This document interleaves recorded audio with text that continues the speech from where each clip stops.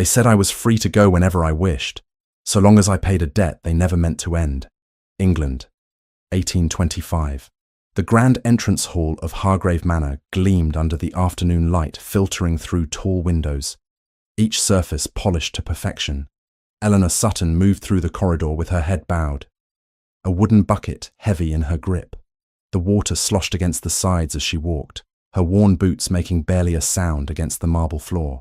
At 26, she had learned to make herself invisible, a shadow among shadows in the house that had become her prison 5 years ago.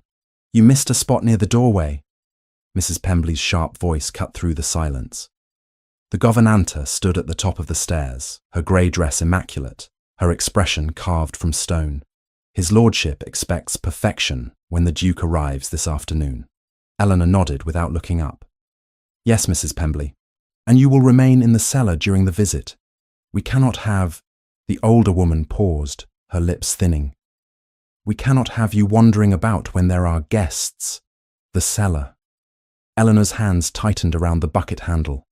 The small damp room beneath the kitchen where she spent hours locked away whenever Earl Hargrave entertained visitors of importance, where the cold seeped into her bones and the darkness pressed close, where no one could see the daughter of Viscount Sutton reduced to scrubbing floors to pay her dead father's debts.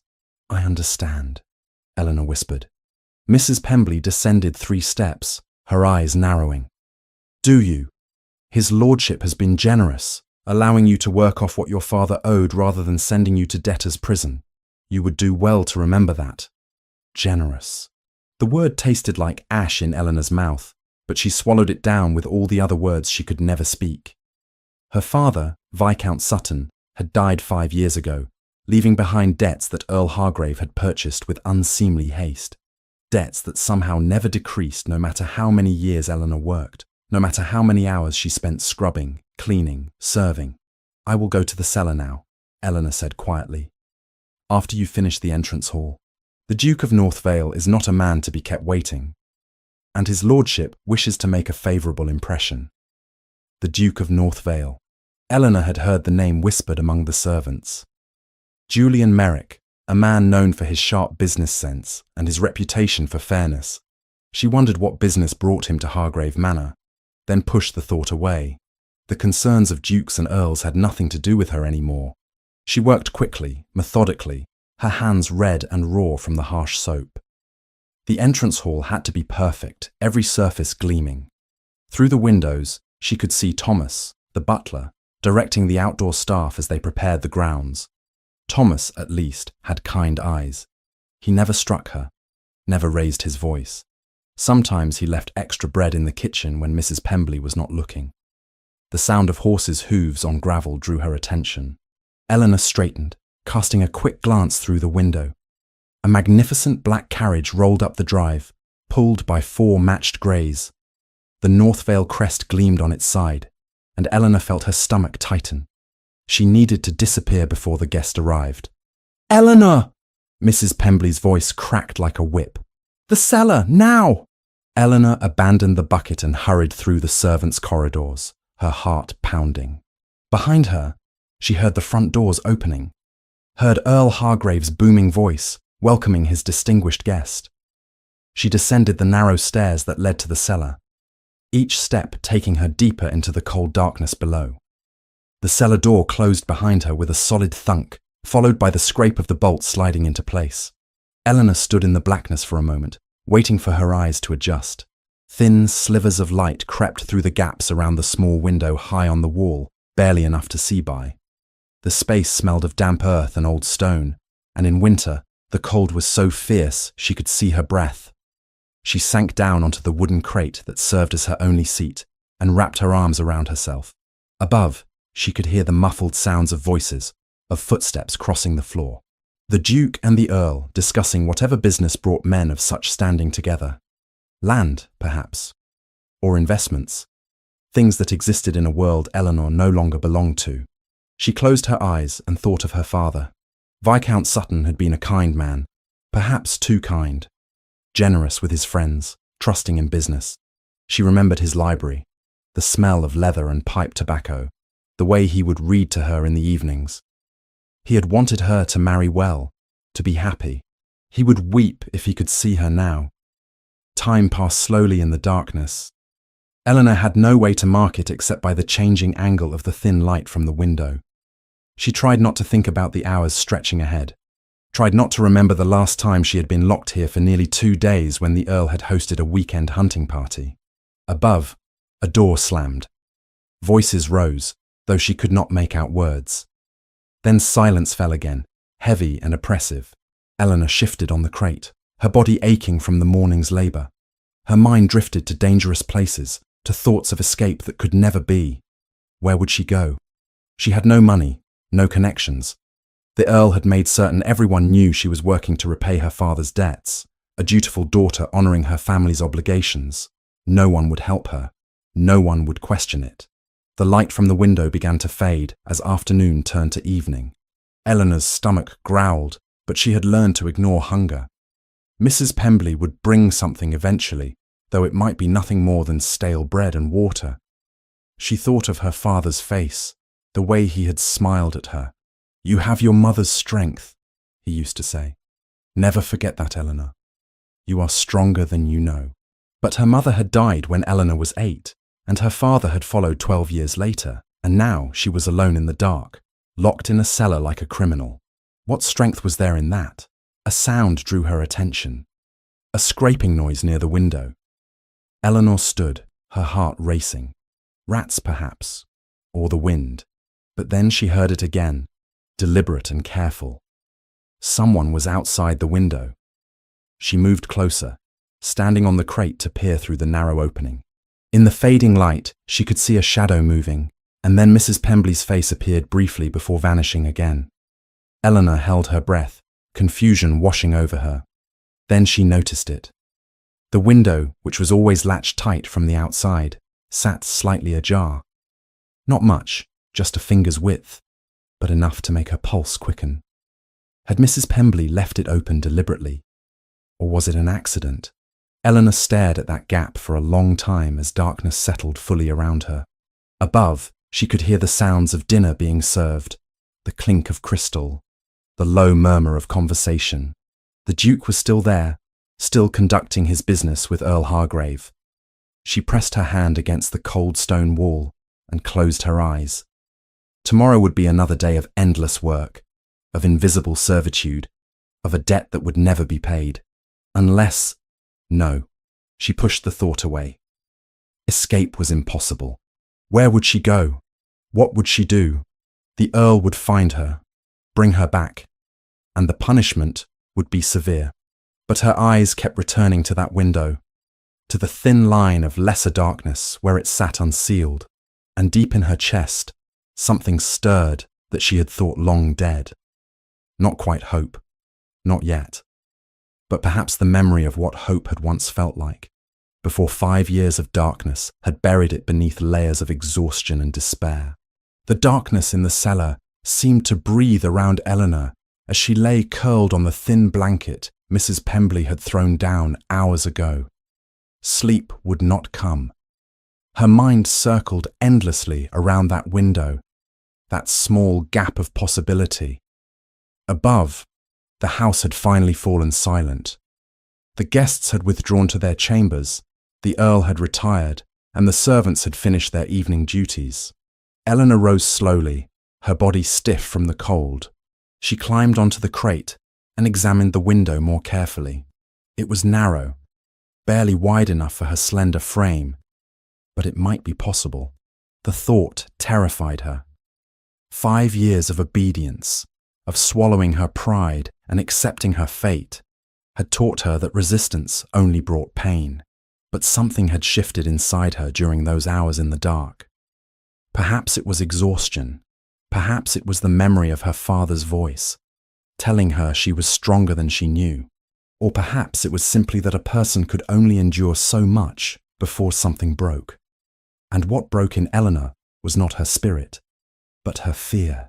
She pressed her hands against the window frame and pushed. It resisted at first, swollen from moisture, but then gave way with a groan that seemed deafening in the silence. Eleanor froze, waiting for footsteps, for voices, for discovery. Nothing came. The opening was just wide enough. She pulled herself up, ignoring the pain in her arms, and squeezed through. The frame scraped against her shoulders and hips, and for one terrible moment, she thought she might become stuck, trapped half in and half out like some grotesque ornament. But then she was through, tumbling onto the damp grass outside. Eleanor lay there for a moment, gasping, her heart hammering so hard she thought it might burst. The night air felt impossibly fresh after the stale dampness of the cellar. Stars scattered across the sky above her, more than she had seen in years. When had she last stood beneath open sky after dark? She forced herself to stand. Her legs trembled beneath her, weak from poor food and endless work. The manor loomed behind her, dark except for a single light in the Earl's study. Eleanor turned away from it and began to walk. She had no destination in mind, no plan beyond getting away from that cellar, from those walls that had become her entire world.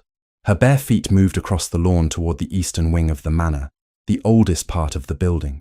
The stone was rougher here, the architecture from an earlier century. And there, rising against the stars, was the steep roof of the East Tower. Eleanor stared up at it. A strange calm had settled over her, the kind of peace that comes when all choices have narrowed to one. She found the servants' entrance to the tower, a small door that hung slightly crooked on its hinges. It opened with a rusty protest. The stairs inside were narrow and steep, spiraling upward into darkness. Eleanor climbed them slowly, one hand on the wall to steady herself. She counted the steps out of habit, the same way she counted everything now. 42 steps to the first landing, 60 more to the second, and then a final narrow flight that led to a small door. It opened onto the roof. The wind hit her immediately, cold and sharp, pulling at her thin dress and tangled hair. Eleanor stepped out onto the slate tiles, moving carefully toward the edge. The manor's grounds spread below her, gardens and lawns fading into darkness.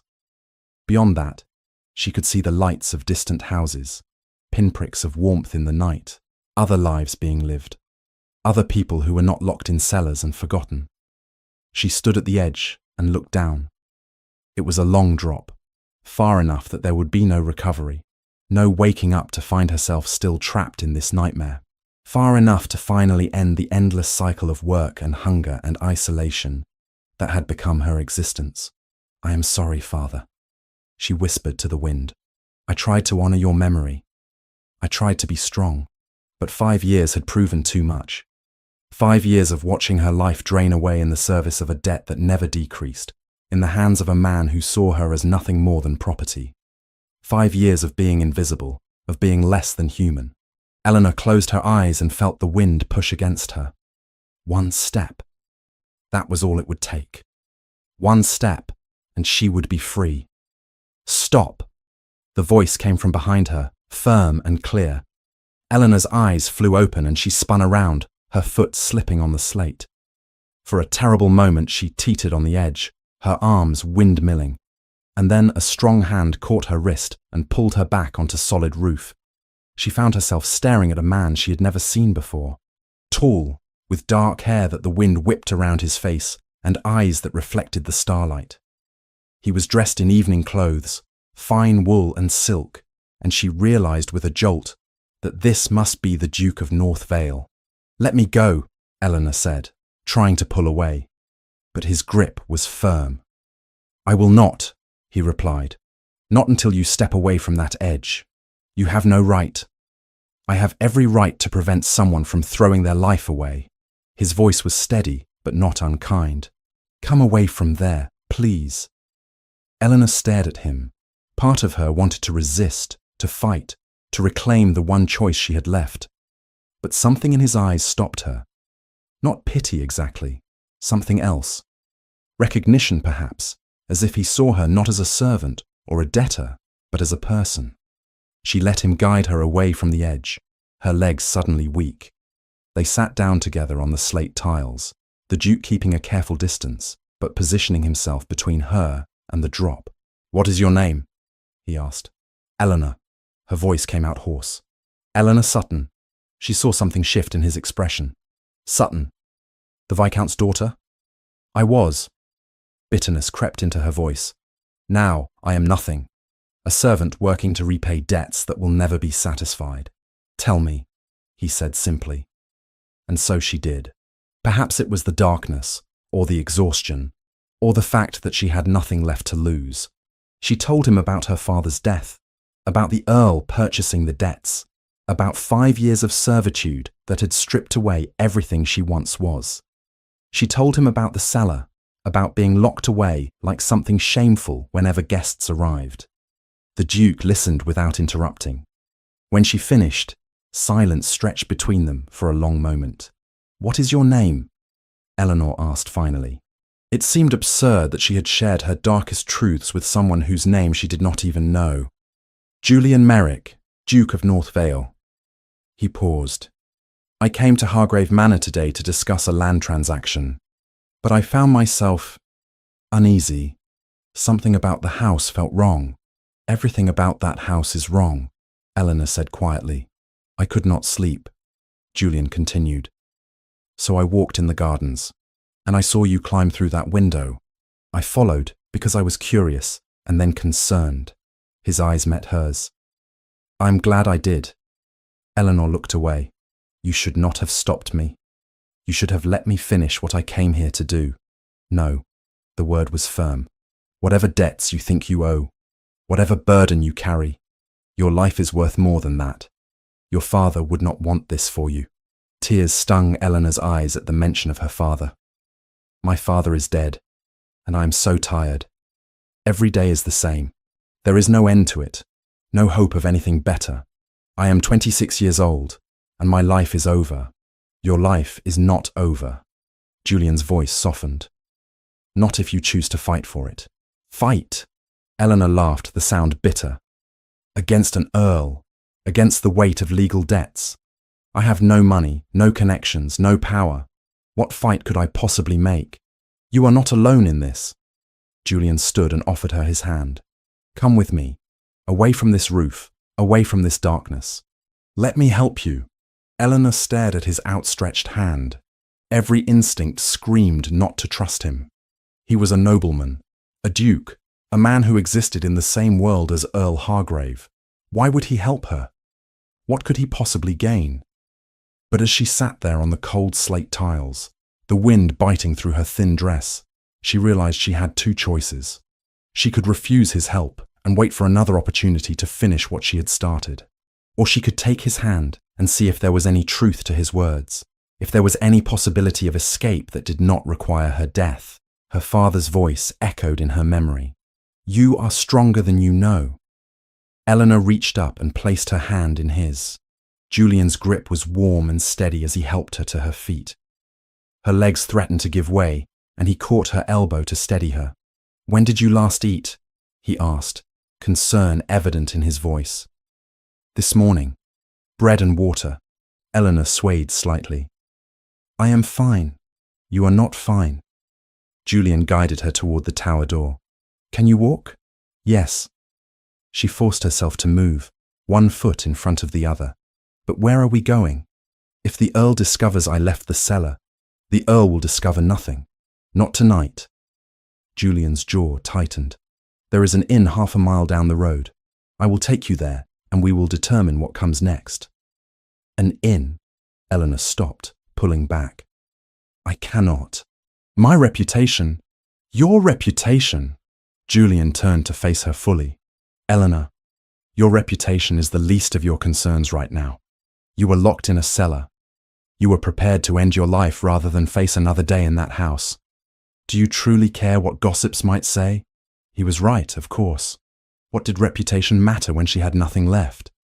But years of training, of being reminded of proper behavior and social expectations, were hard to shake even now. "I have no money for an inn," she said instead. "I have money." Julian's voice gentled. "Please, Eleanor, let me help you. One step at a time. First, we get you somewhere safe and warm. Then we determine what must be done about Hargrave and these debts of yours." Eleanor looked back at the manor, dark and menacing against the sky. Somewhere in there, the Earl slept, confident that his prisoner remained locked in the cellar where he had put her. Somewhere in there, Mrs. Pembley and Thomas went about their duties, maintaining the fiction that everything was as it should be. She thought of her father, of his kindness and his trust, and how it had destroyed them both in the end. She thought of 5 years lost, of the woman she had been, and the shadow she had become, and she thought of that moment on the edge, of how close she had come to stepping off into nothing. One step at a time, she repeated quietly. Julian smiled, the first real warmth she had seen in his expression. One step at a time. They descended the tower stairs together, Julian's hand firm on her elbow to steady her. Eleanor's heart pounded with each step, expecting at any moment to hear voices, to be discovered, to be dragged back to the cellar. But the manor remained silent around them. At the bottom, Julian paused. "Wait here a moment." He disappeared through a doorway and returned shortly with a cloak, which he draped over her shoulders. It was far too large, made for a man, but it was warm and it covered her servant's dress. They slipped out through the servant's entrance and into the night. The grass was wet with dew beneath Eleanor's bare feet, and she stumbled more than once, but Julian kept her steady.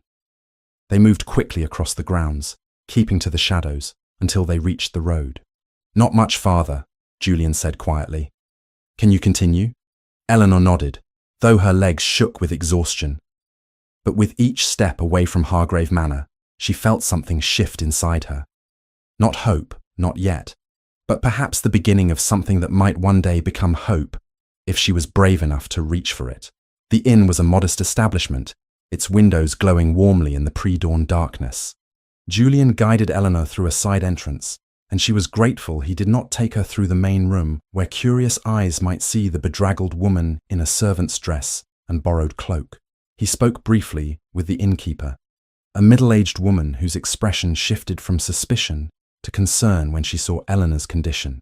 "The room at the end of the hall," the innkeeper said quietly, handing Julian a key. "I will bring hot water and food." The room was small but clean, with a narrow bed and a washstand. Eleanor stood in the centre, unsure what to do with herself now that the immediate danger had passed. Her body trembled, whether from cold or shock or exhaustion she could not say. "Sit," Julian said gently, guiding her to the bed. "The innkeeper will bring food shortly." Eleanor sank onto the mattress, softer than anything she had felt in 5 years. She pulled the cloak tighter around herself and stared at the floor. Reality was beginning to settle over her like a weight. She had escaped. She was away from Hargrave Manor. But what came next? "I need to send for someone," Julian said, breaking the silence. "A physician and a friend who can help us." "No physician," Eleanor said quickly. "I am not ill." "You are malnourished and exhausted. You nearly collapsed twice on the walk here." His voice was firm but not unkind. "You need medical attention." Before Eleanor could argue further, a knock sounded at the door. The innkeeper entered with a tray bearing bread, cheese, cold meat, and a pot of tea. Behind her came a young boy carrying a basin of steaming water. They set everything down quickly and departed without questions, though the innkeeper's eyes lingered on Eleanor with sympathy. "Eat," Julian said, pouring tea into a cup and pressing it into Eleanor's hands. She sipped it slowly, the warmth spreading through her. The food sat on the tray before her, more than she had seen in months, and her stomach cramped with hunger. But years of deprivation had taught her that eating too much too quickly led to illness. She took small bites of bread, forcing herself to go slowly. Julian watched her for a moment, then moved to the door. "I must send messages. Will you be all right here for a short time?" Eleanor nodded, unable to speak around the food in her mouth. When he left, she set down the bread and moved to the washstand. The water was still hot, and she dampened a cloth to wash her face and hands. The simple act of being clean brought tears to her eyes. Julian returned perhaps 20 minutes later, accompanied by an older man carrying a leather bag. "This is Dr. Whitmore," Julian said. "He is discreet and trustworthy." Dr. Whitmore was perhaps 60, with silver hair and keen eyes behind spectacles. He set his bag down and regarded Eleanor with professional assessment. "May I examine you, miss?" Eleanor wanted to refuse, but exhaustion had stripped away her ability to resist. She nodded mutely. The examination was thorough, but respectful. Dr. Whitmore checked her pulse. listened to her breathing, examined her hands and wrists. He asked quiet questions about her diet, her living conditions, how long she'd been confined. Julian stood by the window, his back turned to give her privacy. But she could see the tension in his shoulders as she answered. Severe malnutrition, Dr. Whitmore said finally. Bruising consistent with manual labor and possible restraint. Exhaustion, both physical and mental. He turned to Julian. This young woman needs rest, proper food, and time to recover. I will leave some tonic to help her sleep and restore her strength. She will have everything she needs, Julian said quietly. After Dr. Whitmore departed, Julian pulled a chair close to the bed where Eleanor sat. I have sent word to Lady Hartfield. She is my late mother's cousin, a woman of impeccable reputation. She lives near here and will provide you with proper shelter and protection. Why are you helping me? The question burst from Eleanor before she could stop it. You do not know me. This is not your concern. Julian was quiet for a long moment. My mother died when I was 15. An illness that took her slowly, painfully. My father was distant in his grief. I know what it is to feel helpless, to watch suffering and be unable to prevent it. He met her eyes. I may not have been able to save my mother, but I can help you, and I will not stand by while injustice is done if I have the power to prevent it. The Earl will come looking for me, Eleanor said. When he discovers I'm gone, let him come. Julian's voice hardened. While you were eating, I spoke with the innkeeper's husband. He used to work at Hargrave Manor years ago. He told me things, Eleanor, about servants who disappeared, about debts that were manipulated. You are not the first person Hargrave has exploited, though you may be the first of noble birth. Eleanor's hands clenched in her lap. I suspected. There was a girl, Mary, who worked in the kitchens when I first arrived. She vanished one day and no one spoke of her again. Thomas, the butler, does he seem sympathetic to you? Eleanor looked up in surprise. Thomas? He is kind, in small ways. He leaves extra food sometimes, but he would never speak against the Earl. Perhaps. Julian stood and paced to the window. But fear makes people do many things. If Thomas knows the truth about what happens in that house, he may be convinced to speak of it, especially if he believes there will be protection for doing so. You cannot fight an Earl. Eleanor's voice was flat. He has power, connections. Whatever you think you can do. I am a duke, Julian interrupted quietly. My rank is higher than Hargrave's. My reputation is solid while his is questionable. And if what I suspect is true, if he has indeed been falsifying debts and exploiting vulnerable people, then he has committed crimes that even his title cannot protect him from. He turned back to face her. But I need proof. I need witnesses. I need the truth brought into the light. I can tell you what he did to me. Your testimony will be important, but it cannot be the only evidence. I have already sent word to my brother, Quinton. He is a lawyer in London. He will search the records for the original documents of your father's debts. If Hargrave has falsified anything, Quinton will find it. Eleanor felt dizzy with the speed of events. Hours ago she had been locked in a cellar, prepared to end her life. Now she sat in an inn room, while a duke made plans to bring down an earl on her behalf. It seemed impossible, like something from a story rather than real life. I am frightened, she whispered. Julian crossed the room and knelt beside the bed so their eyes were level. You have every right to be frightened. What I am proposing is not without risk. But Eleanor, you cannot go back to that house. Even if you wanted to, I would not allow it. The question is not whether to fight, but how. Why do you believe me? Eleanor asked. You have only my word against an earl's. I believe you because I saw you on that roof. I saw what desperation looks like, what abuse creates. His voice softened. And I believe you because when I look at Hargrave, I see a man who wears cruelty like a mask of respectability. I have met men like him before. They think their titles give them the right to destroy others without consequence. A knock at the door interrupted them. Julian rose and opened it to reveal a woman in her 50s, elegantly dressed despite the early hour. She had grey-streaked brown hair and eyes that were both sharp and kind. Julian, she said, embracing him briefly before turning her attention to Eleanor. "And you must be Miss Sutton. I am Lady Hartfield. Julian sent word that you require assistance." Eleanor tried to stand to curtsy, but Lady Hartfield waved her back down. "None of that, child. You have been through quite enough without worrying about formalities." She turned to Julian. "I have prepared a room at my home. The carriage is waiting outside." "Lady Hartfield was my mother's confidant," Julian said to Eleanor. "You will be safe with her and properly chaperoned." "I do not understand why you are all doing this," Eleanor said, her voice breaking. "I am no one. I have nothing to offer in return." Lady Hartfield sat beside her and took her hand. "My dear girl, you are a viscount's daughter who has been grievously wronged. That is more than enough reason to help you." Her voice gentled. "But beyond that, you are a young woman in desperate need. No payment or return is required for simple human decency." Tears spilled down Eleanor's cheeks, and she could not stop them. 5 years of holding everything inside, of being strong because she had no choice, finally broke. Lady Hartfield held her while she wept, making soothing sounds, and Julian discreetly turned away to give them privacy. When Eleanor finally regained control of herself, she felt hollow, but strangely lighter. Lady Hartfield produced a handkerchief and helped her dry her face. "There now," Lady Hartfield said. "Julian, you should return to Hargrave Manor and maintain appearances. We do not want Hargrave to suspect anything yet." "Agreed." Julian moved toward the door, then paused.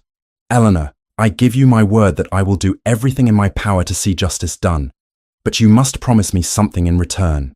"What?" Eleanor asked. "Promise me you will not give up. Promise me you will fight for yourself, for the life you deserve to have." Eleanor thought of her father, of the woman she had been before Hargrave Manor stole everything from her. She thought of 5 years lost, but also of all the years ahead that might still be reclaimed. "I promise," she whispered. Julian nodded, satisfied. "Lady Hartfield will keep you safe. I will send word as soon as I have news from Quinton." After he left, Lady Hartfield helped Eleanor into the waiting carriage. The sky was beginning to lighten with the approaching dawn, and Eleanor watched through the window as the inn fell away behind them. She was leaving behind the only world she had known for 5 years, moving toward an uncertain future. But for the first time in longer than she could remember, that uncertainty felt like possibility rather than threat. Lady Hartfield's home was a gracious country house surrounded by gardens. A maid met them at the door, and Lady Hartfield gave quiet instructions.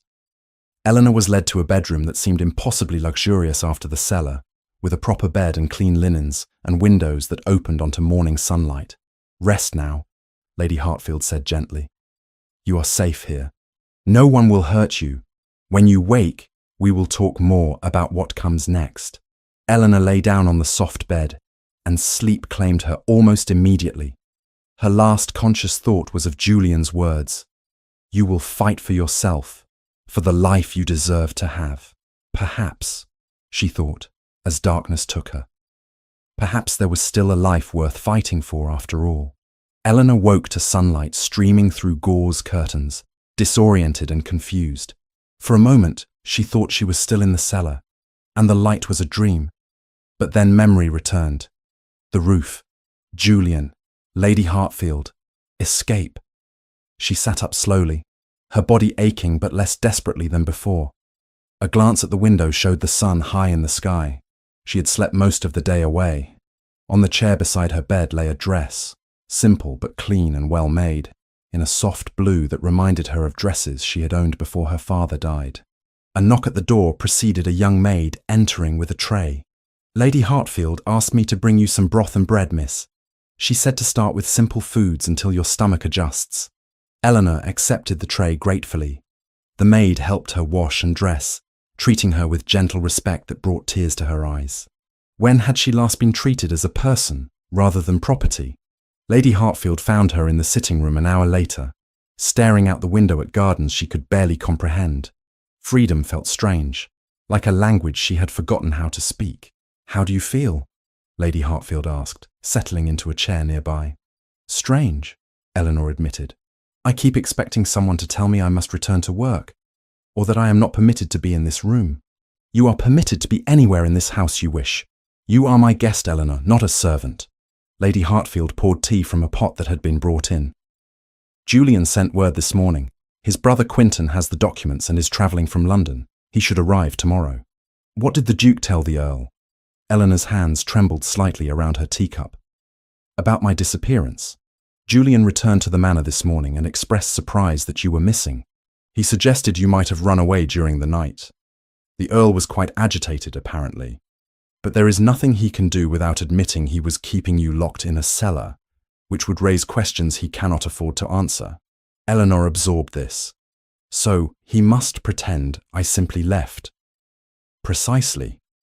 And while he searches for you through unofficial channels, Julian searches for evidence through official ones. Lady Hartfield regarded her thoughtfully. Julian told me what you endured, what you attempted on that roof. I want you to know that you are safe here for as long as you need. No one will force you to do anything you do not wish to do. Lady Hartfield, I have no money. I cannot repay your hospitality. Eleanor, the older woman's voice was firm but kind. You are a viscount's daughter who has been grievously wronged. Helping you is not a transaction. It is simply what one does when faced with injustice. She paused. Julian also mentioned that you wish to help actively in building a case against Hargrave. Is that still true? Eleanor set down her teacup. Yes. I cannot simply hide here while others fight my battles. If there is anything I can provide, any information that might help. Good. Then we shall prepare. Lady Hartfield stood and moved to a writing desk. I want you to write down everything you remember. Every detail of your confinement. Every instance of abuse. Every conversation that might prove relevant. Names of other servants who witnessed what happened. Any documents you might have seen regarding your father's debts. I can do that, Eleanor said, feeling purpose stir within her for the first time in years. She spent the afternoon writing, her hand cramping as memories poured onto paper. The day she had arrived at Hargrave Manor, still grieving her father, believing she would work for perhaps a year to clear his debts. The first time she had been locked in the cellar. The gradual realization that the debt never decreased, no matter how hard she worked. Mrs. Pemberley's cold efficiency, Thomas's small kindnesses, the girl Mary who had disappeared. Writing it all down forced Eleanor to confront details she had tried to bury. The way the Earl would inspect her work and find fault no matter how perfectly she completed tasks. The times he had threatened to have her arrested if she tried to leave. The growing understanding that he enjoyed having power over someone of noble birth. That her suffering fed something dark in him. By the time she finished, the sun was setting and her hands were ink-stained. Lady Hartfield read through the pages carefully, her expression growing grimmer with each line. This is good, Eleanor. Detailed. Specific. She set the papers aside. Tomorrow when Quinton arrives, he will need to review this. But for now, you should rest. You have done enough for today. That evening, Eleanor sat in the drawing room with Lady Hartfield, learning to be idle in a way she had forgotten.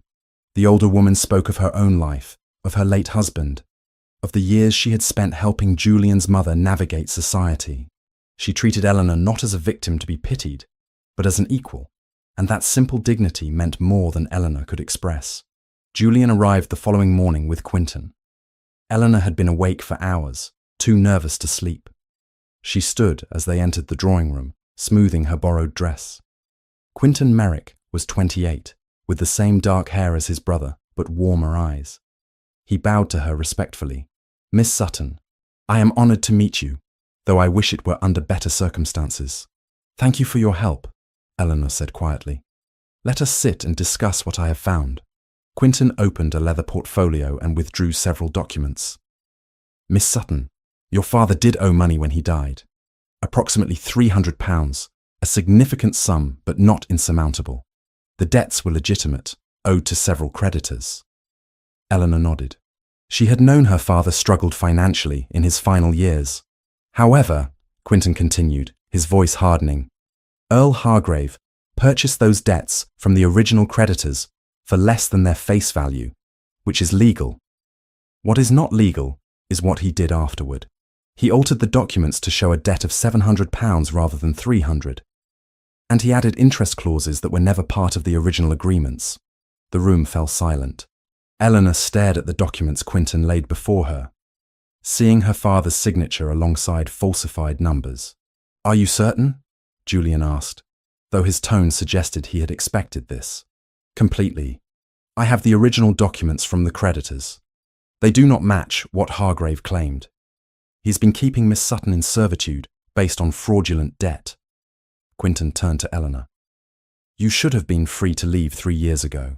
The work you have done since then more than satisfied the legitimate debt." Eleanor's hands clenched in her lap. 3 years. She had lost 3 additional years of her life to a lie. "Can we prove this in court?" Lady Hartfield asked. "Yes, the evidence is solid, but we need more than just the financial fraud. We need testimony about the conditions of Miss Sutton's confinement, about any other victims." Quinton looked at Eleanor. "Lady Hartfield shared your written account with me this morning. It is compelling, but the courts will want corroboration."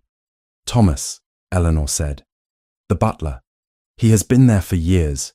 He must know about the others who came before me." "Would he testify?"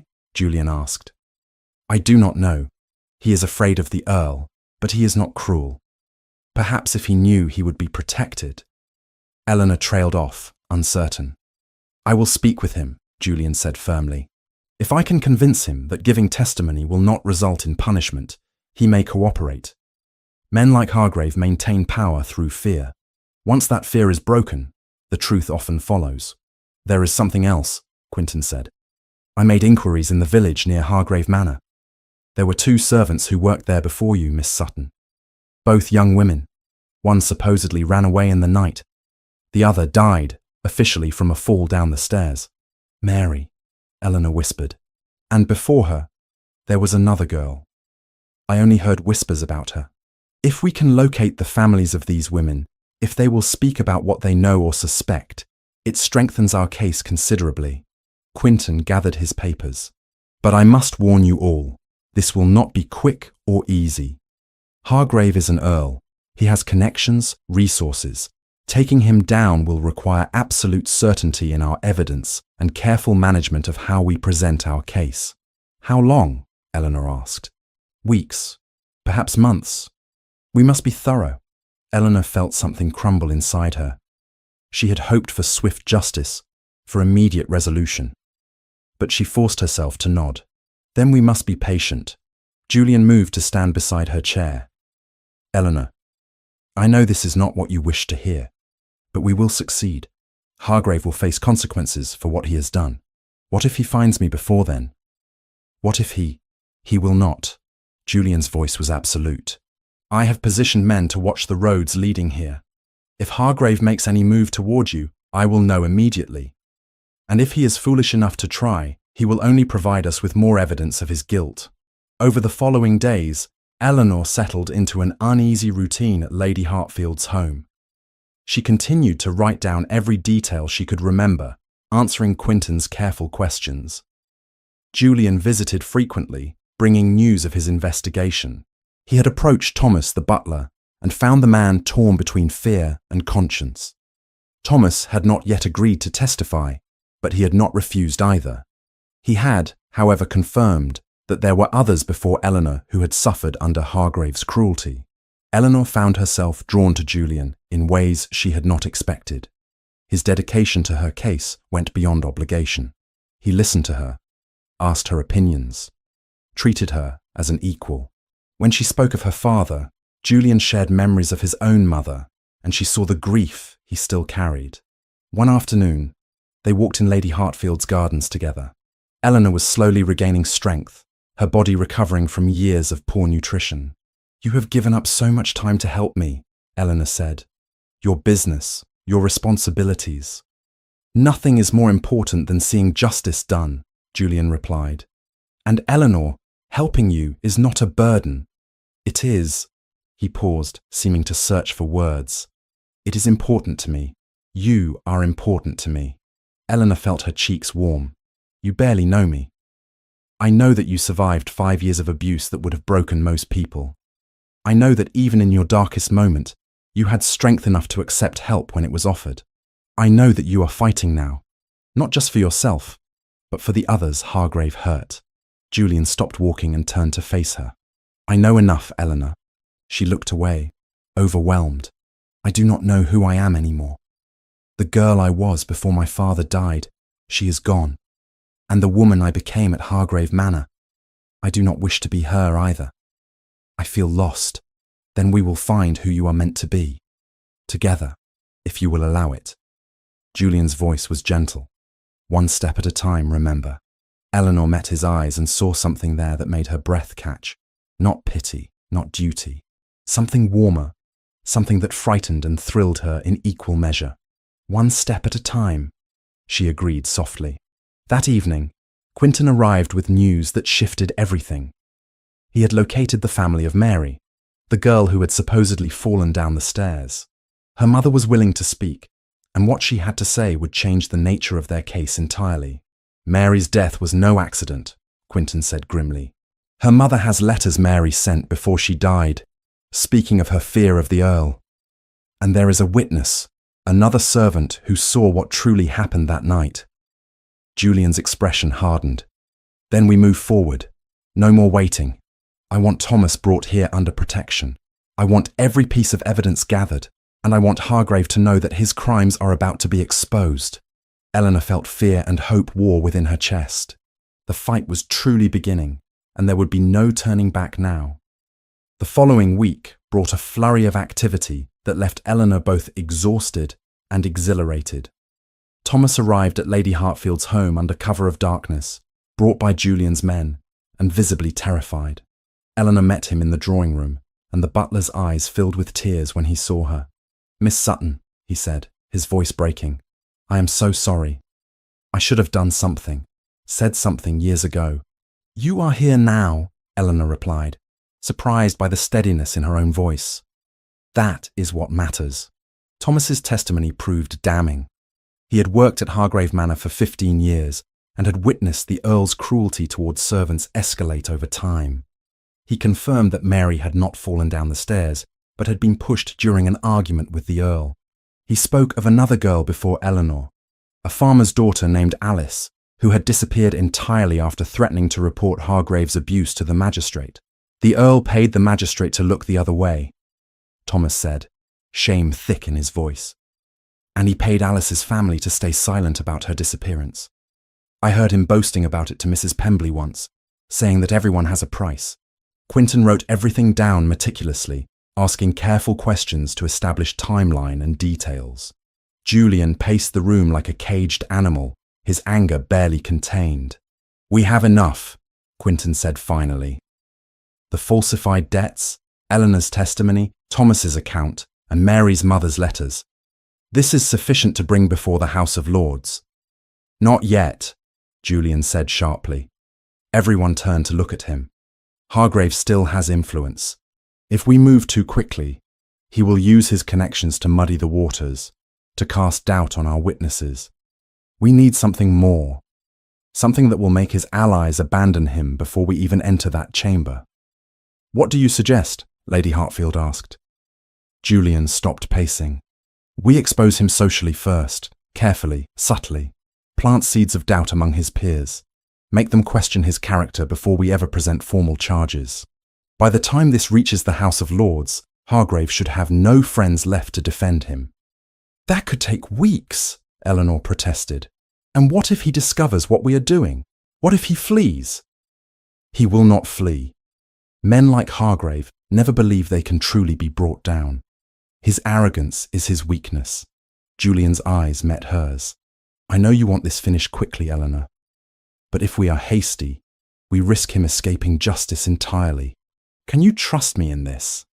Eleanor thought of the 5 years she had already lost, of the impatience burning in her chest. But she also thought of Mary, of Alice, of all the others who had suffered. If taking more time meant ensuring Hargrave truly paid for his crimes, then she would wait. "I trust you," she said. Julian's expression softened. "Thank you." The campaign began that very week. Julian attended social gatherings in London, always among the highest circles where Hargrave's name carried weight. He never directly accused the Earl of wrongdoing, but he asked careful questions. Had anyone noticed how frequently Hargrave's servants left his employ? Were those financial dealings of his truly as sound as they appeared? Such a shame about that girl who died at his manor last year. Tragic accident that was. Each question, each subtle doubt, spread like ripples in a pond. Julian reported back to Lady Hartfield's home every few days, and Eleanor listened to his progress with growing amazement. He was methodical, strategic, turning Hargrave's own social world against him, without the Earl even realizing what was happening. But Hargrave was not entirely blind. Word reached them through Julian's network that the Earl was asking questions of his own, seeking information about Eleanor's whereabouts. He had hired men to search for her, offering substantial rewards for information. "He grows desperate," Julian said during one evening meeting. "That is good. Desperate men make mistakes. Or they become more dangerous," Eleanor countered. She sat by the window, watching the gardens as twilight fell. "What if he finds this place? What if he threatens Lady Hartfield?" "I have stationed guards on the grounds," Julian assured her. "No one approaches this house without my knowledge." "You cannot protect everyone forever," Eleanor said quietly. "The longer this continues, the more people are put at risk for my sake." Julian crossed the room to stand beside her. "This is not just for your sake anymore, Eleanor. This is about preventing Hargrave from hurting anyone else, about ensuring men like him understand they cannot hide behind their titles while committing crimes." Eleanor turned to face him. Over the past weeks, she had grown increasingly aware of how often her thoughts turned to Julian. The way he listened when she spoke, the intensity of his focus when planning their next move, the rare smiles he offered that transformed his serious features into something almost boyish. "Why does this matter so much to you?" she asked. "Truly, there must be dozens of injustices you could address. Why invest so much in this particular fight?" Julian was quiet for a long moment. "Do you remember what I told you that first night? About my mother's death? You said you felt helpless watching her suffer. My father became distant after she died. Cold. He threw himself into managing his estates, into politics, into anything that would distract him from grief. And Julian's voice roughened. "I was 15 years old, and I had no way to process what I was feeling. So I made a promise to myself that I would never again stand by while someone suffered if I had the power to help, that I would use whatever resources and influence I possessed to prevent the kind of pain I witnessed. That is a heavy burden to carry," Eleanor said softly. "Perhaps, but it gives my privilege purpose." Julian met her eyes. "And Eleanor, helping you has become about more than that promise. You have become important to me in ways I did not anticipate." Eleanor's breath caught. The air between them seemed to shift, to thicken with unspoken words. She was intensely aware of how close he stood, of the way the dying light caught in his dark hair. "I do not know what I can offer you," she whispered. "I am still broken in so many ways, still healing." "You are not broken. You are healing, yes, but you are also strong and brave and—" Julian stopped himself, seeming to realize he had said too much. "Forgive me. You have enough to worry about without me burdening you with my feelings." "It is not a burden." Eleanor surprised herself with the words. "Julian, you have given me back my life. You have shown me that I am worth fighting for. How could your feelings be anything but a gift?" Julian reached out slowly, giving her time to pull away, and took her hand in his. His touch was warm, steady, and Eleanor felt something in her chest loosen at the contact. "When this is over," he said quietly, "when Hargrave has been dealt with, and you have had time to heal fully, to discover who you wish to be without fear hanging over you, I would very much like to know you better, if you would allow it." Eleanor squeezed his hand. "I would like that as well." They stood together, as darkness fell completely outside, neither speaking, both aware that something had shifted between them. It was not the passionate declaration of romantic novels. It was quieter than that, more solid, a foundation being laid for something that might grow when the time was right. The moment was interrupted by Quinton's arrival. He entered the drawing room with unusual energy, a document clutched in his hand. "We have it," he announced. The final piece we needed. Julian reluctantly released Eleanor's hand and turned to his brother. What have you found? Lady Vivian Hargrave, Quinton said, spreading the document on the table. The Earl's wife. She has been living in Bath for the past 3 years, essentially separated from her husband. I took the liberty of contacting her through a mutual acquaintance, and she has agreed to meet with us. Why would she help? Lady Hartfield asked, skepticism evident in her tone. Because she has her own grievances against Hargrave. Their marriage was arranged, and by all accounts he has treated her abominably. She has no love for him, and every reason to want free of his control. If she testifies to his character, to his cruelty even towards someone of her station, it will destroy any remaining sympathy he might garner from his peers. Julian's eyes gleamed. When can we meet with her? She arrives in London tomorrow. She has requested a private meeting at the home of our mutual acquaintance, someone above reproach who can vouch for the propriety of such a gathering. Quinton looked at Eleanor.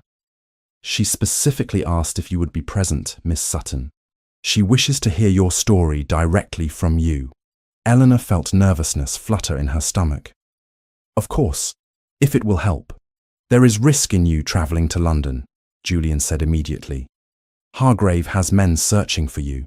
Then we will be careful, Eleanor replied. But I am not hiding forever, Julian. If Lady Vivian needs to meet me to feel comfortable giving testimony, then I will meet her. Lady Hartfield stood. I will accompany you, of course. We shall make it a proper outing, beyond suspicion. The journey to London was arranged carefully. Eleanor wore a veil and travelled in Lady Hartfield's carriage, with Julian and Quinton riding ahead to ensure no one suspicious followed.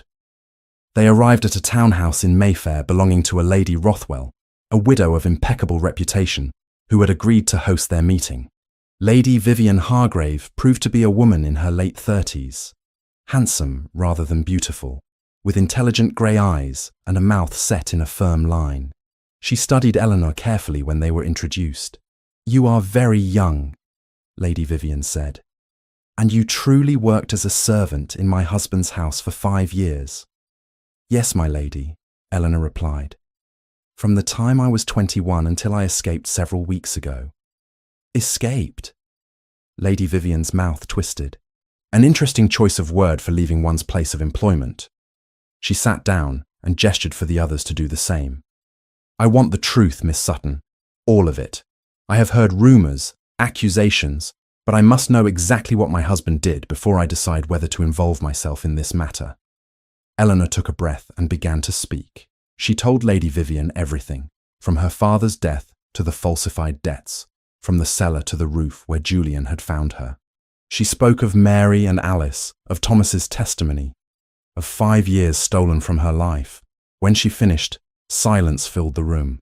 Lady Vivian's expression had grown progressively harder throughout the account, and now she stood abruptly and walked to the window.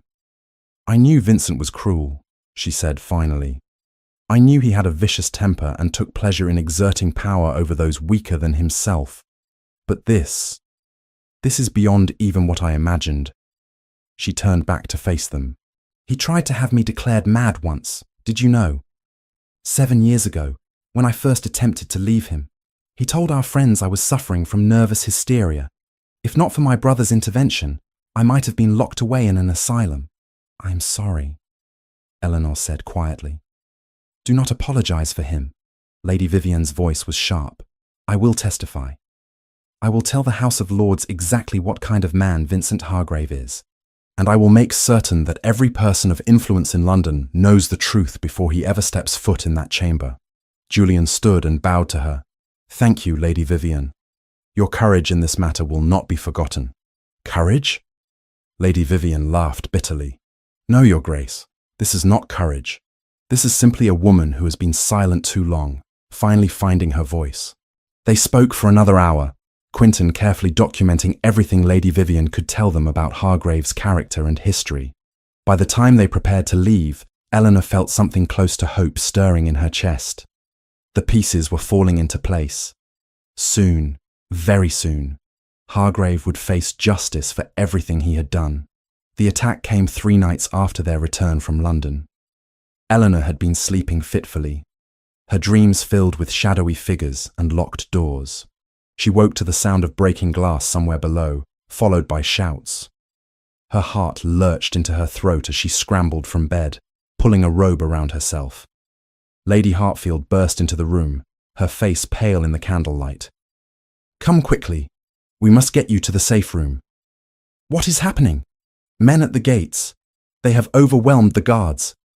Lady Hartfield grasped Eleanor's arm and pulled her into the hallway. Below, Eleanor could hear more crashes, the sound of furniture being overturned. Fear flooded through her, the same paralyzing terror she had felt in Hargrave's cellar. But beneath it, something else stirred. Anger. She had escaped once. She had found allies, built a case, discovered her own strength. She would not be dragged back into darkness now. "Where is Julian?" Eleanor demanded, as they hurried down a servants' corridor. "On his way. I sent word the moment the alarm was raised." Lady Hartfield opened a concealed door in the panelling and thrust Eleanor inside. "Stay here. Do not come out until I or Julian comes for you." The hidden room was small and dark, barely large enough to stand in. Eleanor pressed her ear to the door, listening to footsteps thundering through the house, to men's voices shouting orders. Hargrave's men. They had found her. Time stretched endlessly. Eleanor's hands clenched into fists, her nails biting into her palms. She thought of her father, of the promise she had made to Julian to keep fighting.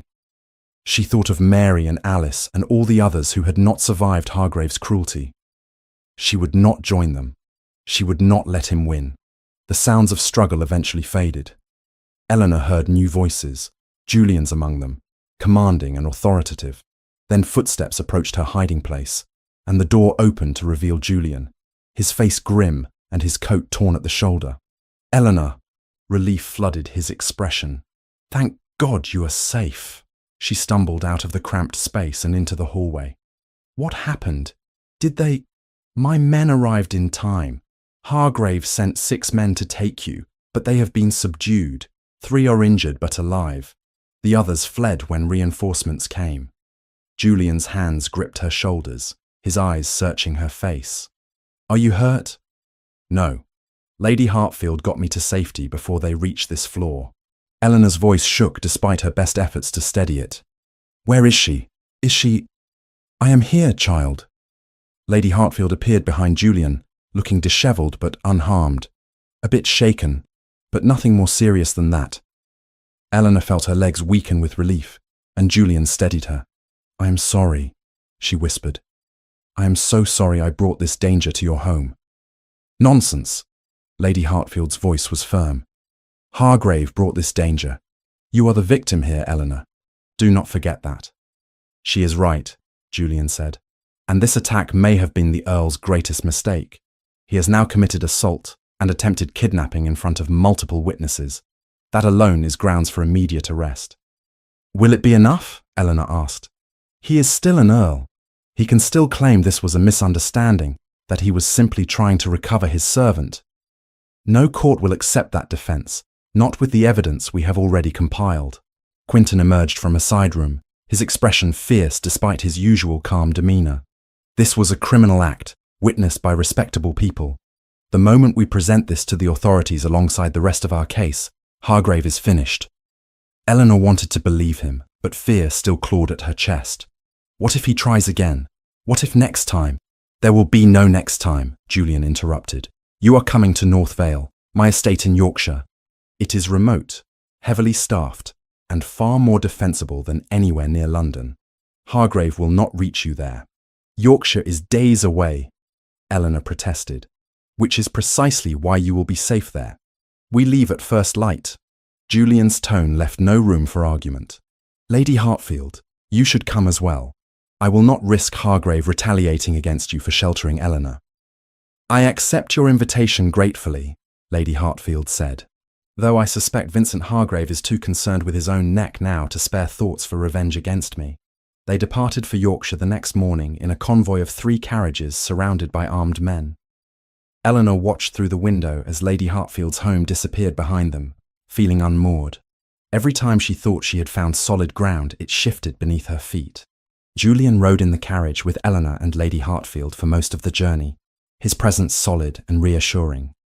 They spoke little, but his hand found hers at some point during the long miles, and Eleanor held on gratefully.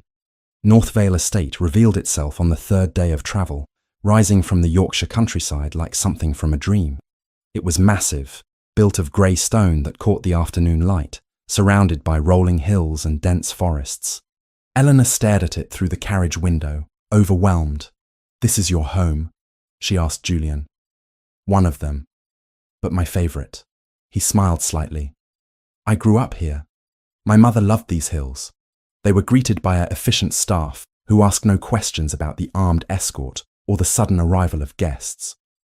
Eleanor was shown to a bedroom that was larger than the entire servants' quarters at Hargrave Manor, with windows overlooking gardens that seemed to stretch forever. That evening, they gathered in Julian's study. Quinton had ridden ahead and already begun setting up a makeshift office, documents spread across every surface. "We move forward immediately," Julian said, pouring wine for everyone. "Quinton, I want charges filed first thing tomorrow.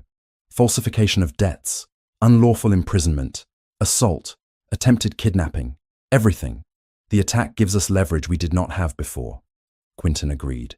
"The magistrate cannot ignore attempted kidnapping, regardless of Hargrave's rank. We can move quickly now." "How quickly?" Eleanor asked. "A week, perhaps 2, before this reaches the House of Lords for formal proceedings." Quinton looked at her seriously. "You will need to testify, Miss Sutton. In person, before the Lords. Are you prepared for that?" Eleanor thought of standing before dozens of noblemen, recounting her abuse, facing their questions and potential disbelief. The idea terrified her. But she thought of Mary's mother, of Thomas's courage in coming forward, of Lady Vivian's determination to speak truth. "I am prepared," she said firmly. "I will tell them everything." Julian's eyes met hers across the room, pride evident in his expression. "Then we have him. Hargrave's world is about to come crashing down." The following days passed in a blur of preparation. Eleanor worked with Quinton to refine her testimony, practicing answers to questions that might be asked. Lady Hartfield helped her select appropriate clothing for appearing before the Lords, ensuring she looked respectable and dignified rather than like the servant Hargrave had tried to make her. Julian was everywhere, coordinating with his men, exchanging letters with allies in London, ensuring every detail of their case was airtight. But he also made time for Eleanor, walking with her in the gardens each evening as the sun set over the Yorkshire hills. "How are you truly managing?" he asked one evening, as they paused beside a fountain. "I am frightened," Eleanor admitted, "but I am also angry, and that anger is stronger than the fear now." "Good. Anger can be fuel, if directed properly." Julian turned to face her. "Eleanor, I need to tell you something. After the trial, after Hargrave is dealt with, you will need to decide what comes next for you, where you will live, what life you wish to build. I know. I have been trying not to think about it. The future feels impossible to imagine. I want you to know that whatever you choose, wherever you decide to go, you will have resources. The compensation from Hargrave's estate certainly, but also my support if you need it. You are not alone in this."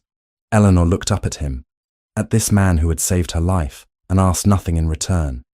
"Julian, when you said before that you wanted to know me better when this was over, did you mean that?" "Every word." His voice was quiet but certain. "But Eleanor, I will not press you. You have been through trauma that will take time to heal from. You need space to discover who you are without fear or obligation dictating your choices." "What if I do not want space?" The words came out before Eleanor could stop them. "What if I already know that you are part of the future I want to build?" Julian's breath caught. "Eleanor, I am not confused or traumatized into thinking this," she interrupted. "Yes, you saved me. Yes, I am grateful. But that is not why I care for you. I care for you because you see me as a person, not a victim. Because you make me feel strong instead of broken.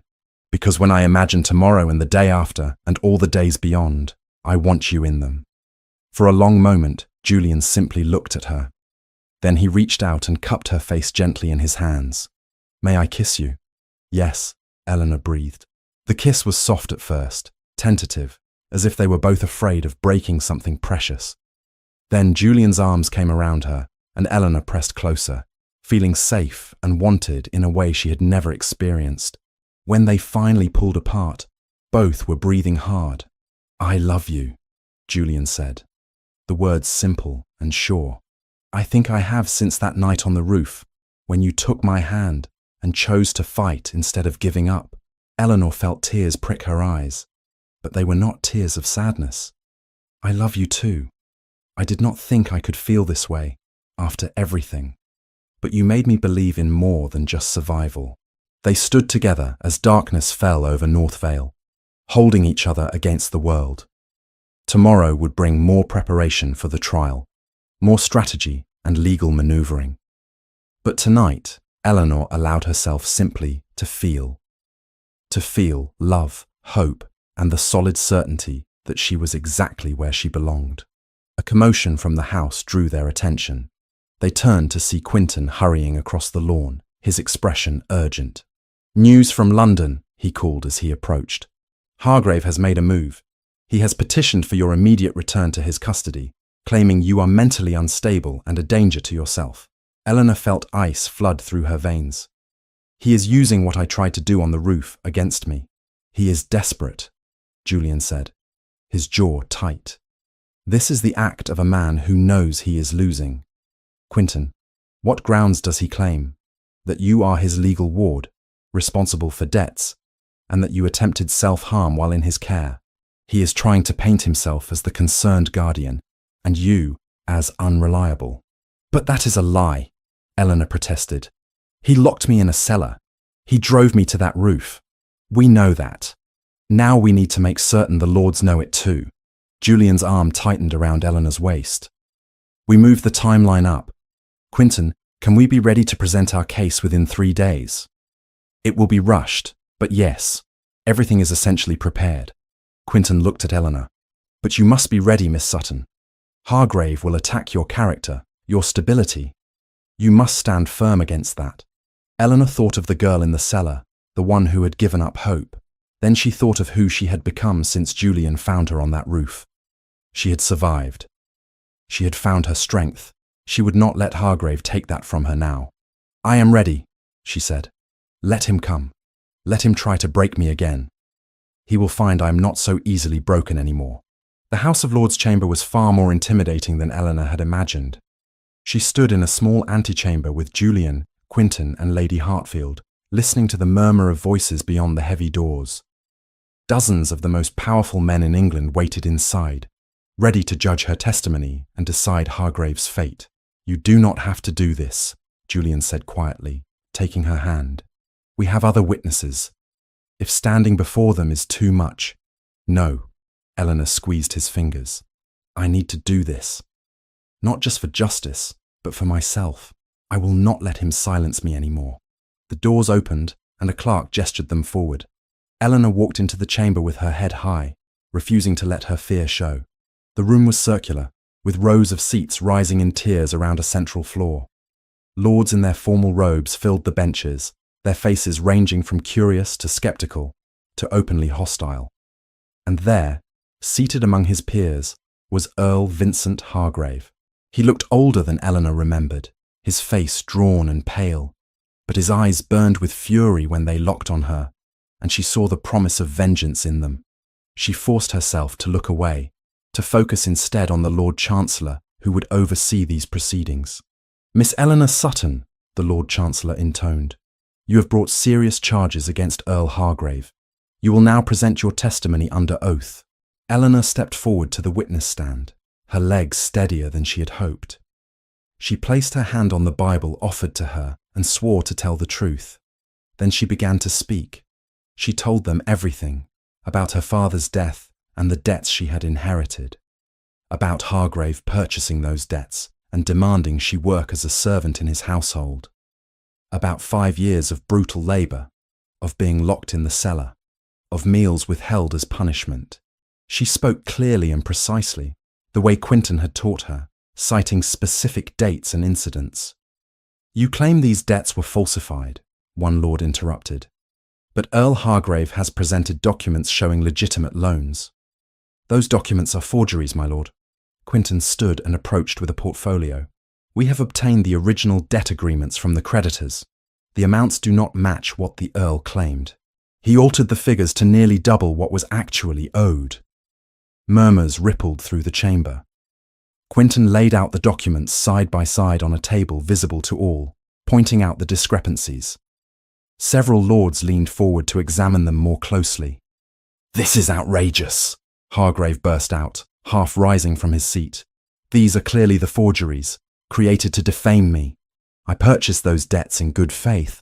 "You purchased them and then manipulated them," Julian said, his voice cutting across the chamber. "And that is only one of your crimes, Hargrave. Shall we discuss the servants who disappeared from your employ?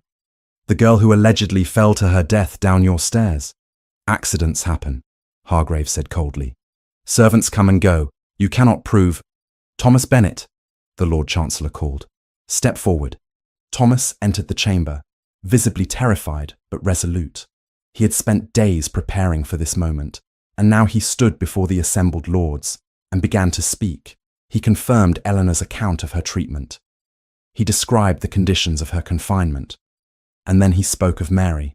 "I saw it happen, my lords," Thomas said, his voice shaking. "Miss Mary Williams did not fall.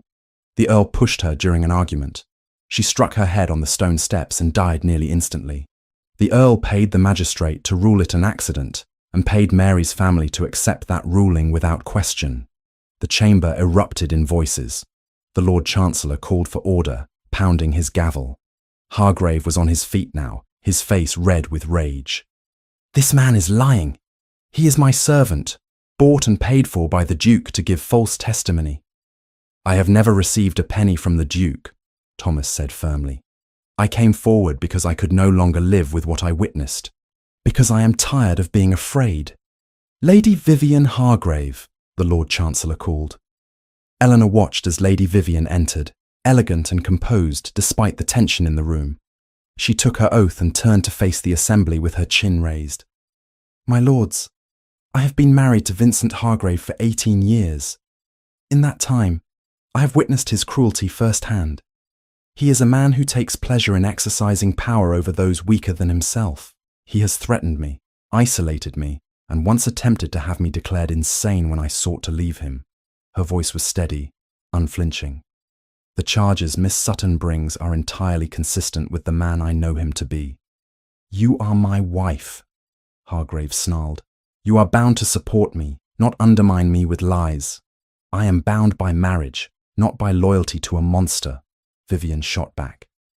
"You have proven yourself unworthy of either my support or my silence." More witnesses followed. Mary's mother, grief-stricken but determined, spoke of the letters her daughter had sent before her death, letters filled with fear of the Earl.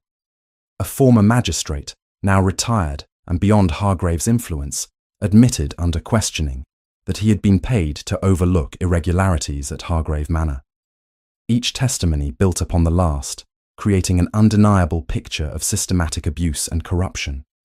Finally, the Lord Chancellor turned to Eleanor. "Miss Sutton, the Earl has claimed that you attempted to take your own life while in his care, suggesting mental instability. How do you respond to this?" Eleanor took a deep breath. This was the moment she had dreaded, the one where her darkest hour would be exposed and judged. But she had promised herself she would not hide from the truth. "It is true, my lord. After 5 years of abuse, after being told repeatedly that I was worthless and that my suffering would never end, I climbed to a roof and considered ending my life." Her voice wavered but held.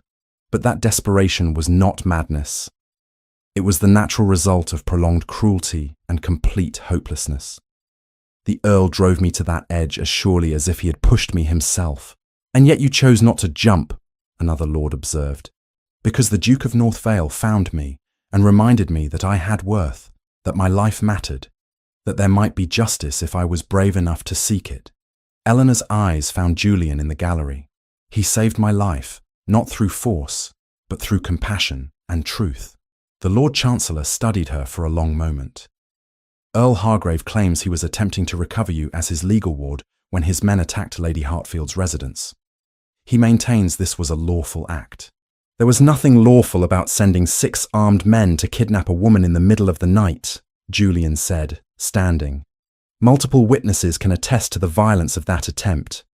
The Earl was not exercising guardianship, my lords. He was attempting to silence someone who could expose his crimes.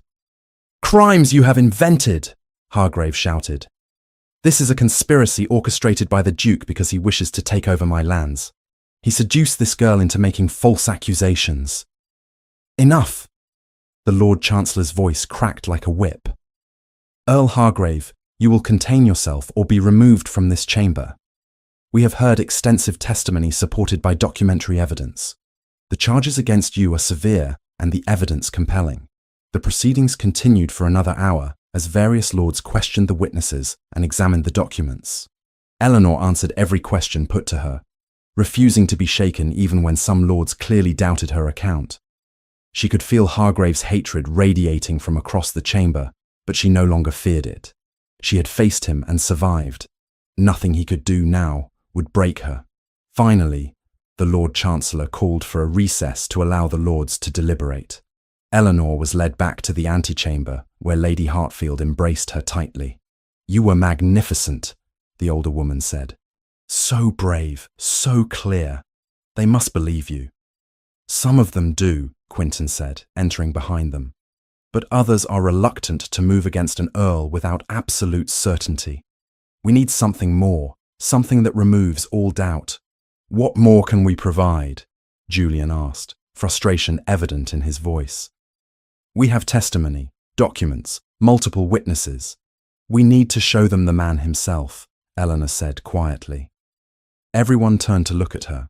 Hargrave's greatest weapon has always been his respectability, the facade of nobility he wears.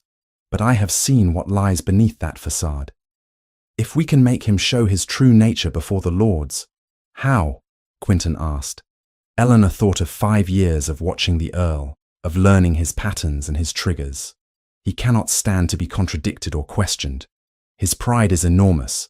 If someone challenges him directly, publicly, he will lash out. He cannot help himself. Julian's eyes narrowed thoughtfully. You want to provoke him. I want to give him enough rope to hang himself with. Eleanor looked around at the others. Let me testify again. Let me confront him directly. He will reveal himself. I am certain of it. It is dangerous, Lady Hartfield protested. If he becomes violent, there are guards in that chamber and dozens of witnesses. He cannot hurt me there. Eleanor's voice was firm. But he can destroy himself if given the opportunity. Quinton and Julian exchanged glances. Finally, Julian nodded. We will request additional testimony. But Eleanor, if at any point you feel unsafe, I will be fine, she assured him. Trust me. When the proceedings reconvened, Quinton petitioned for Miss Sutton to be allowed to address the Earl directly. The Lord Chancellor hesitated, but ultimately agreed, curious to see what would transpire. Eleanor stood and walked to the centre of the chamber, positioning herself where she could face Hargrave directly. He stared at her with undisguised loathing. Earl Hargrave, she began, her voice carrying clearly through the silent room.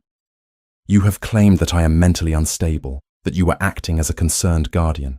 If that is true, can you explain why you kept me locked in a cellar during visits from respectable guests? You were a servant being disciplined for... I was a viscount's daughter being hidden away like something shameful. Why was that necessary if your treatment of me was proper and legal? Hargrave's face reddened. You were disobedient and required... I was starved and beaten. Can you deny that, under oath, before these lords? You were never beaten. Then explain the scars on my hands and back, which Dr. Whitmore documented and photographed. Eleanor held up her hands, showing the marks that labour had left. Explain how a servant doing honest work receives injuries like these. Accidents of work, Hargrave ground out. You were clumsy. I was 21 years old when I entered your service. By your own accounting, I owed £300 in debts.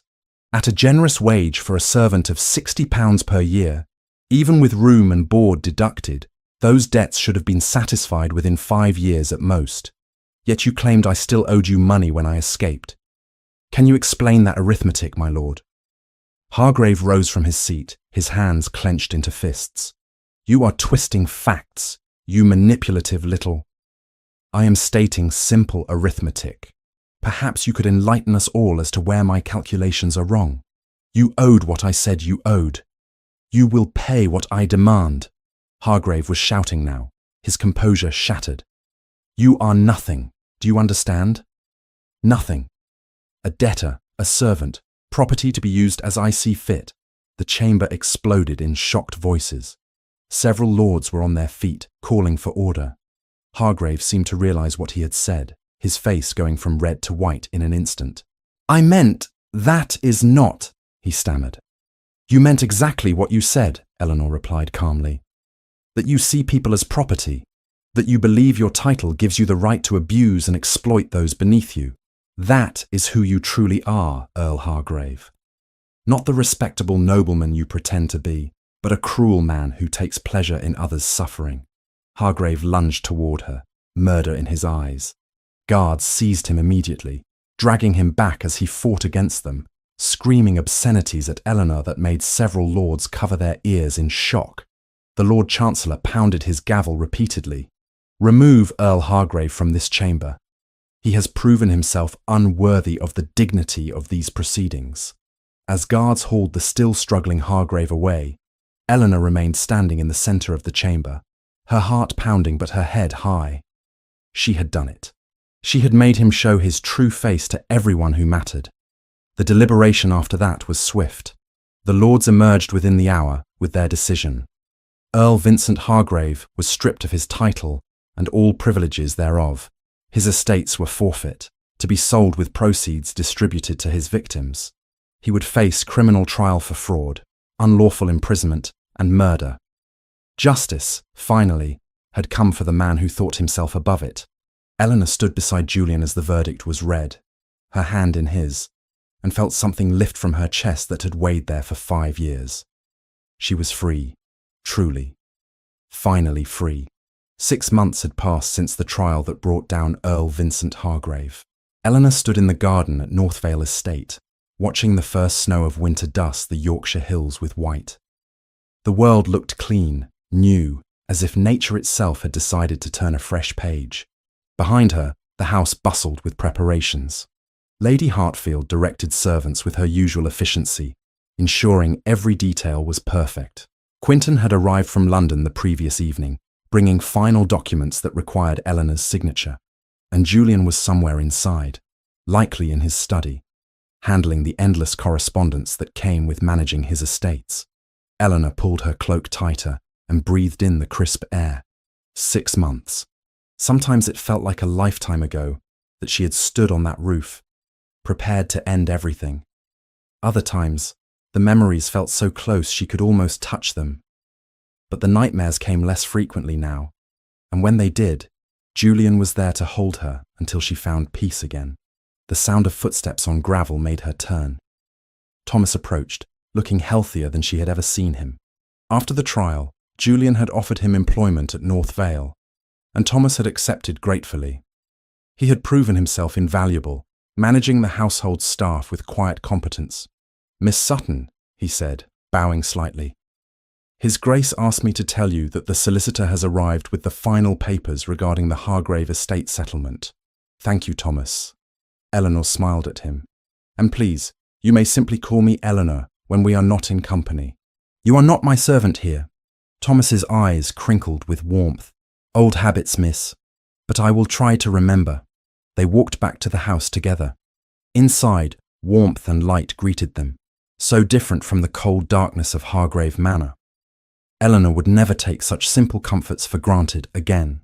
The solicitor waited in Julian's study, a thin man with spectacles and an air of perpetual concern. He stood when Eleanor entered, followed by Julian and Quinton. Miss Sutton, if you will review these documents and sign where indicated, the settlement will be finalised.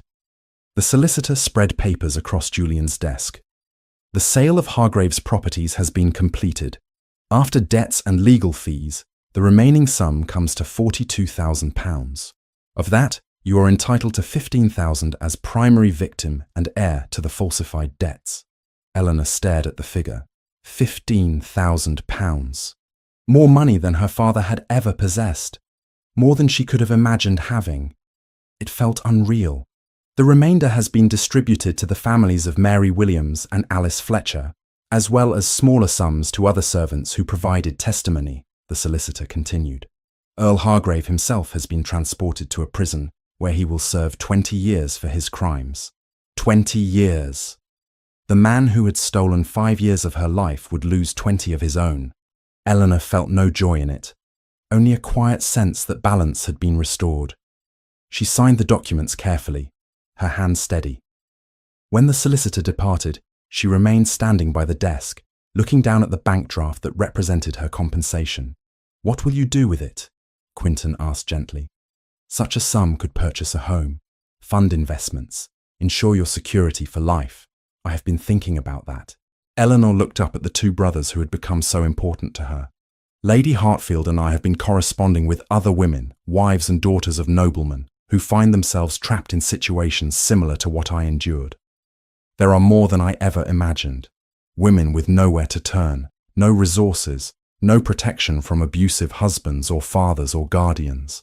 You wish to help them," Julian said. It was not a question. "I wish to create something that can help them.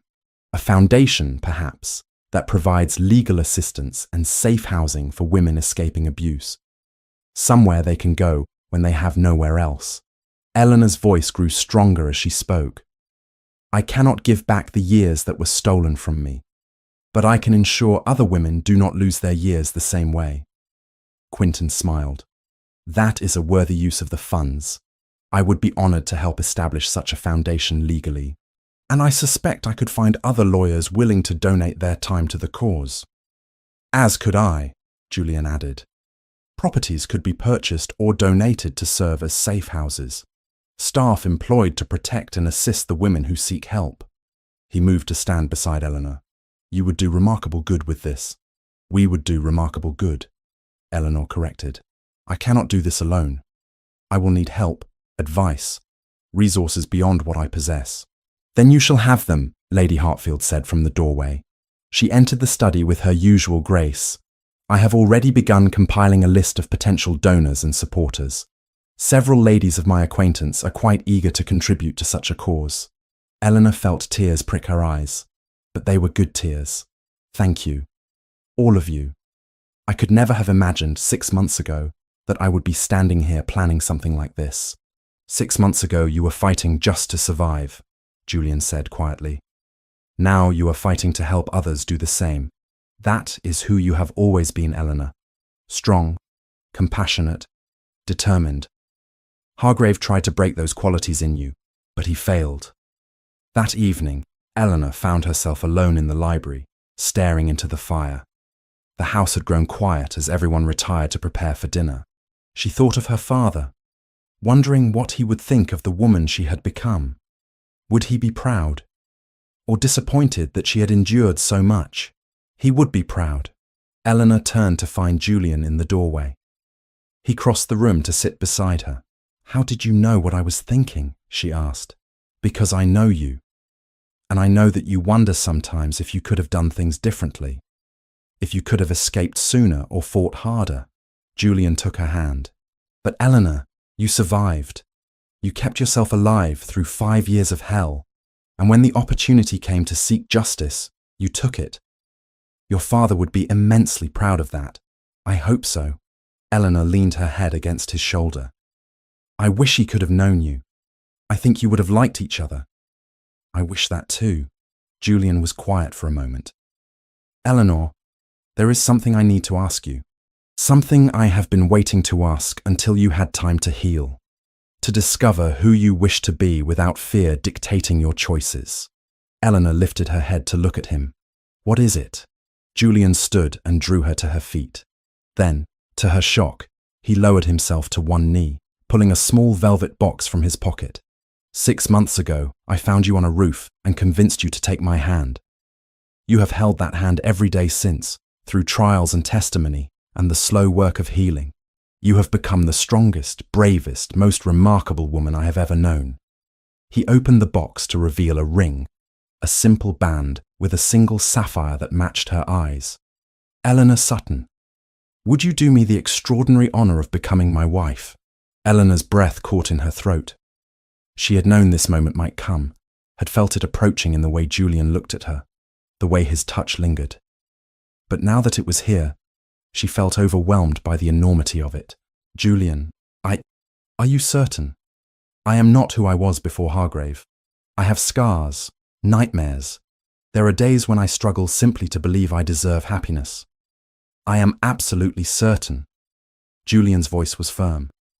You are exactly who I want, scars and nightmares and struggles included. I love you, Eleanor. Not the girl you were before, not some idealized version of who you might become, but you as you are, right now. Imperfect, healing, and so very strong. Eleanor thought of everything they had been through together. The nights he had held her through nightmares. The way he had fought for her when she had no strength to fight for herself. The love in his eyes every time he looked at her. A love that asked for nothing but to be allowed to exist. Yes, she said, her voice breaking with joy.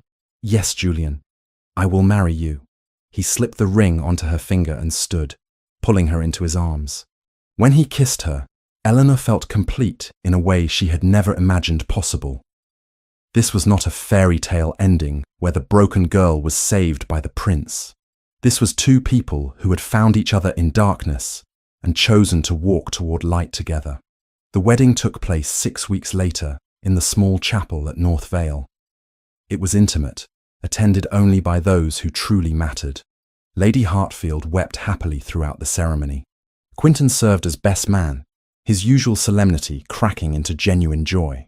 Thomas and the North Vale staff lined the pews, beaming with pride. Lady Vivian Hargrave attended as well, having become a friend to Eleanor in the months since the trial.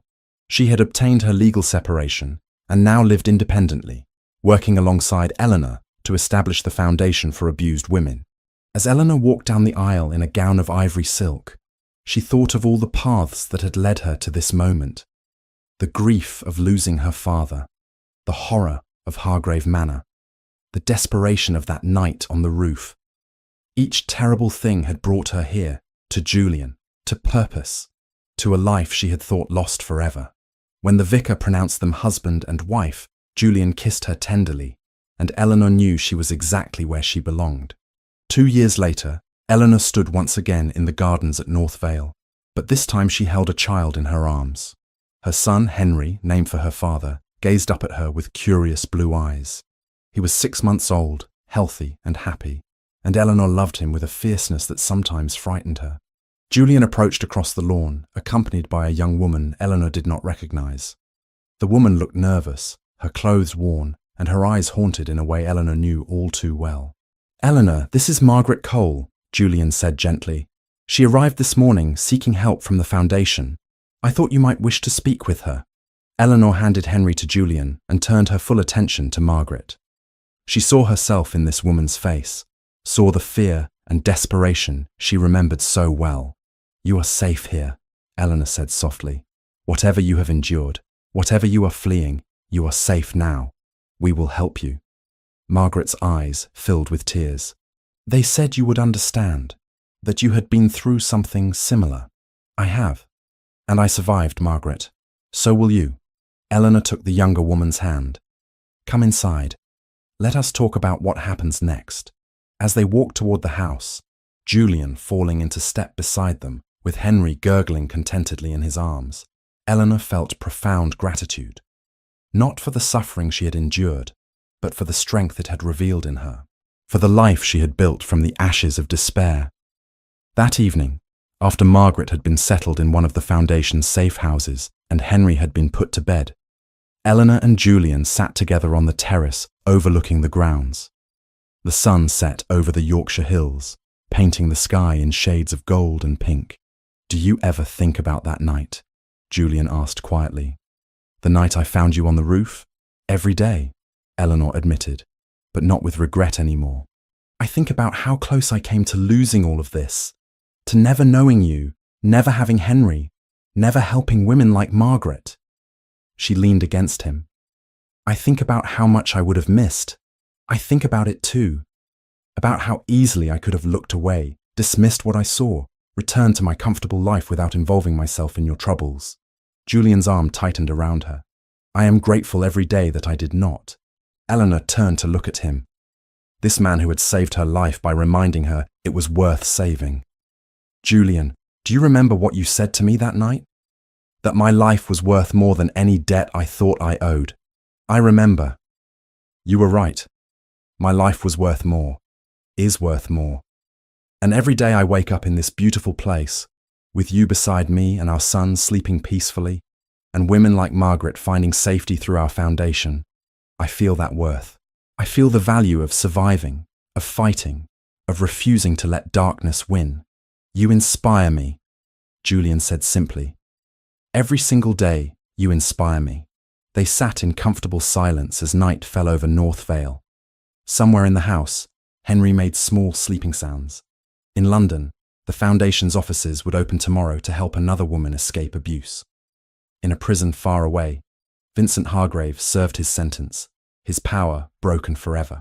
And here, in this moment, Eleanor Merrick, Duchess of North Vale, formerly Eleanor Sutton, once a prisoner who had nearly ended her own life, felt completely, perfectly at peace. She had survived. More than that, she had triumphed, and in doing so, she had learned the most important lesson of all, that healing was possible, that love could flourish even in soil poisoned by cruelty, and that the strongest chains were not made of iron, but of the belief that escape was impossible. She had broken those chains, and now she spent her life helping others do the same. The story of the Duke who found a woman in a cellar and burned down the manor to set her free became something of a legend in certain circles. But those who knew the truth understood that the real story was more complex and more beautiful. It was the story of a woman who saved herself by choosing to accept help when it was offered, of a man who understood that true nobility meant fighting for those who could not fight for themselves, of two people who found each other in darkness and built a life filled with light. And if sometimes, on quiet evenings, Eleanor walked past the empty field where Hargrave Manor had once stood, she did so without fear or grief. She looked at that barren ground and saw not what had been taken from her, but everything she had gained: freedom, purpose, love, life itself. She had been a prisoner, yes, but she was a prisoner no longer. She was free in every way that mattered, and she would spend the rest of her days ensuring that others could find that same freedom, that same hope, that same unshakable belief that tomorrow could be better than today. That was her promise, her purpose, her triumph. And it was enough. The end.